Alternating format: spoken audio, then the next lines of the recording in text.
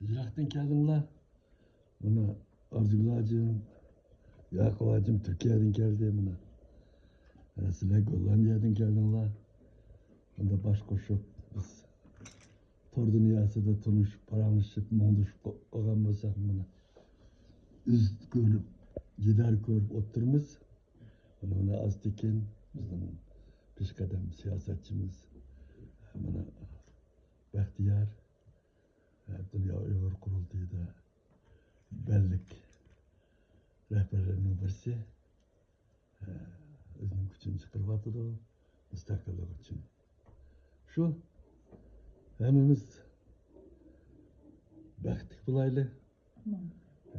Vatanımızın namı Uyguristan olsun. Uygur namı da olsun. Bulmaganda.